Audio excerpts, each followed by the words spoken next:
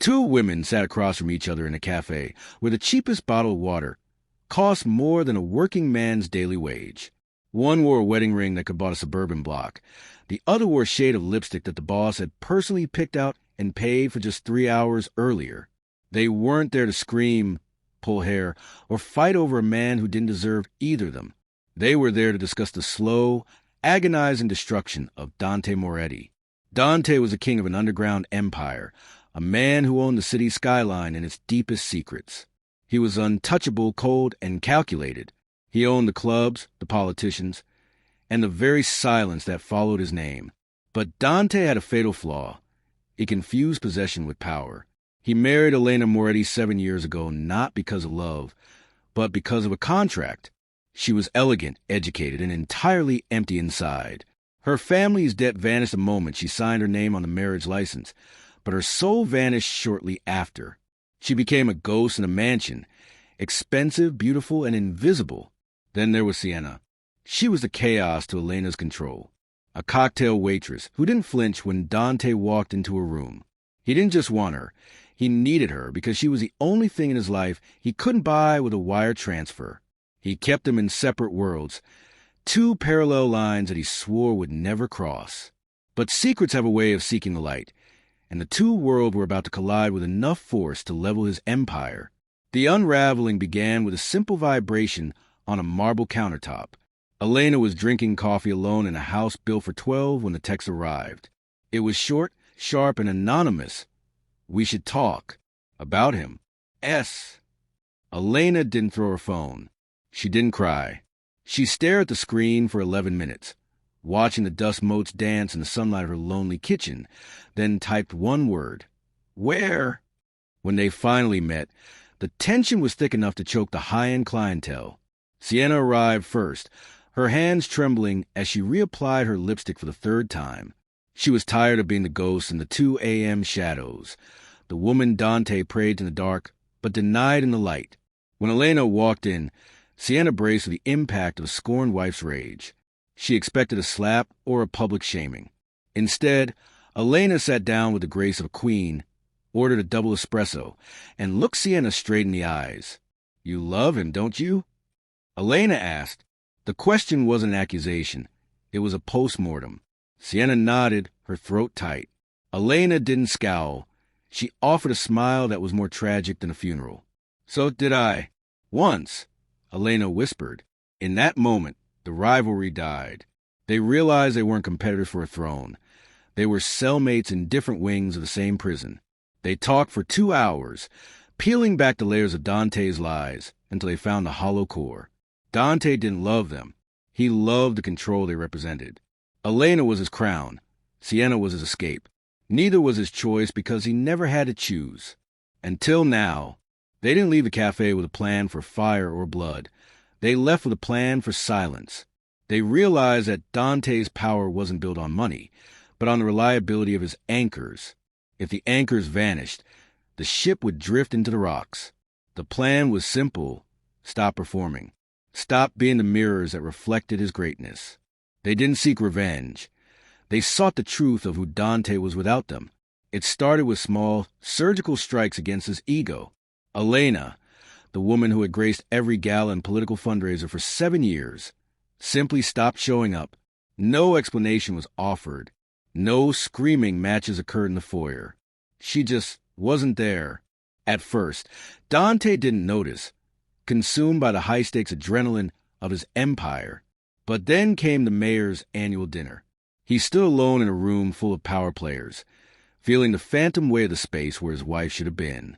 When he returned home, fuming and demanding answers, Elena was in a library reading a book. "Where were you?" he barked, his voice echoing off the vaulted ceilings. "Home," she replied, her voice flat and final. He didn't know how to fight a woman who wasn't fighting back. He was used to breaking resistance, but he had no idea how to fix indifference. The cracks in the foundation of the Moretti household began to widen, and for the first time in a decade, the king felt a cold draft in his own castle. While the mansion grew cold, Dante's sanctuary was also turning to ash.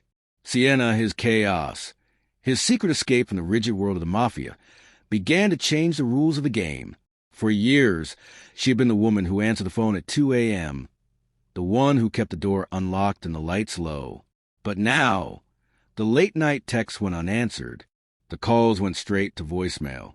When Dante, driven by a growing sense of panic he couldn't name, showed up at her apartment unannounced, he didn't find a woman pining for his attention. Sienna opened the door wearing oversized sweatpants, her hair in a messy bun, looking at him as if he were a delivery driver who had the wrong address. "I'm tired, Dante," she said, leaning against the doorframe. "Of what?" he asked, his bravado flickering. "Of this." She gestured between them. She didn't cry or beg for him to leave his wife. She simply looked at him with a profound sense of pity. It was a look a person gives a broken toy. She didn't see the king of the underground. She saw a middle-aged man who took more than he gave and had nothing left to offer. He tried to push his way in, to use the gravity of his presence to command her affection, but she didn't budge. He realized in that moment that his power stopped at her threshold. He was unraveling. Meetings were missed. The street began to whisper.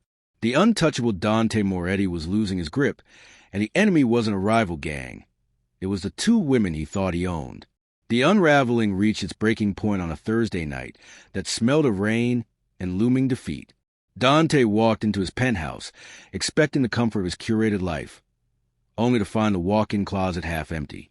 Elena was there, not frantically throwing clothes into suitcases, but methodically folding a silk scarf. The silence was heavier than any threat he'd ever received from a rival boss. "What are you doing?" he demanded, the power in his voice cracking like dry wood. "Leaving," she said, her back to him. He laughed, a harsh, desperate sound. "You can't. We have a contract. Elena, your family's safety, your lifestyle, it's all tied to that paper." Elena turned then, and for the first time in 7 years, he saw the woman behind the mask. Her eyes weren't filled with fear. They were dark and hollow, like a house long abandoned. "The contract says I stay until your image is secure," she whispered.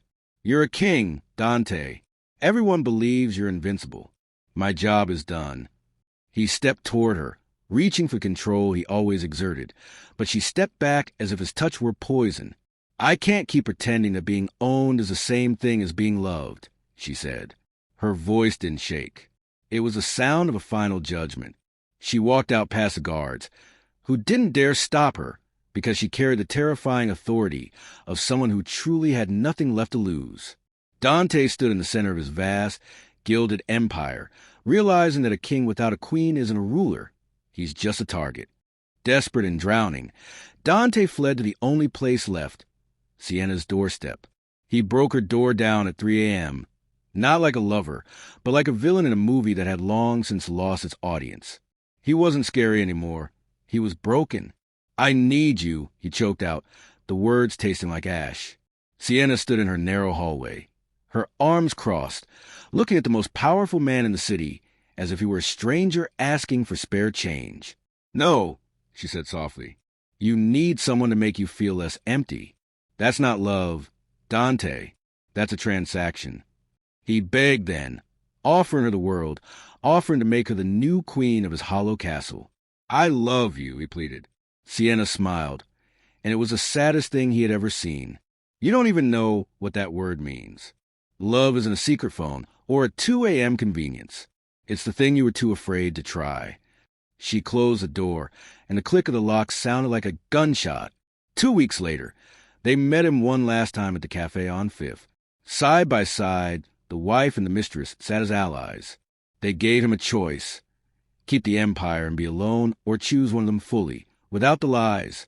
But Dante couldn't choose, because choosing one meant losing control of the other. They walked out together, leaving him with his money and his silence. Dante Moretti learned what every tyrant eventually discovers.